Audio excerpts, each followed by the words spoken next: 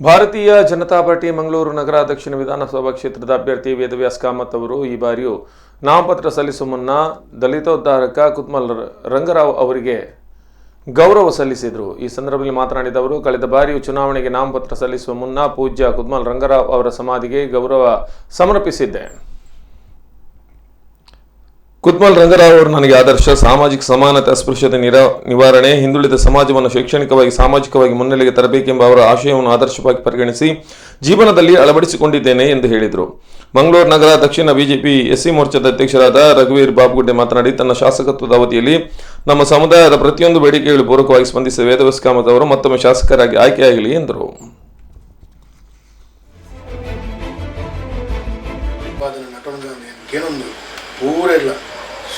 ಶಾಮಣ್ಣ ಒಳ್ಳೆ ಹಿರಿಯರು, ಅಂಚನೆ ಕಾರ್ಪೊರೇಟ್ ಒಳ್ಳೆಯರು, ನಮ್ಮ ಪೂರ ಪ್ರಮುಖರಿಗೆ ನಮ್ಮ ಪುಷ್ಪಾರ್ಚನೆ ಮೊದಲು ಆಶೀರ್ವಾದ ನಟ್ಟಗ ಅಂತ ಬಂದು ಇದು ಪೂರ ನಾನು ಮನವಿ ಮತ್ತೊಂದು ಕುತ್ಮಲ್ ರಂಗರಾಯನ ವಿಶೇಷವಾದ ಅದನ್ನ ಚಿಂತನೆ ಮನಸ್ಸಿನ ಕಾರ್ಯ ನನಗೆ ಪೂರ ಪ್ರೇರಣಾದಾಯಕವಾದ ಕೂಡ ನನಗೆ ಮುಂದಿನ ಜೀವನ ಯಶಸ್ವಿಯಾದ ಅನುಷ್ಠಾನ ಮಾಡ್ತಾರೆ. ಮುಂದೆ ಬೈದಿನ ಚಿತ್ತಿನ ಅಸಮಾನತೆಯನ್ನು ಇದೇ ಬಾಡ್ದು ಸಮಾನತೆಯನ್ನು ಕೊಡುವ ಚಿತ್ತಿನ ನಮ್ಮ ದಲಿತೋದ್ಧಾರಕರು ಪೂಜನೀಯ ಮಹಾತ್ಮ ಗುರುವಿನ ಚಿತ್ತಿನ ರಂಗರಾಯರು ಅಂಚಿತ್ತಿನ ಧೀಮಂತ ವ್ಯಕ್ತಿ ಅನ್ನ ಸಮಾಧಿಗೆ ಇನ್ನು ನಮ್ಮ ನೆಚ್ಚಿನ ಶಾಸಕರು ಎಲ್ಲ ದಿನ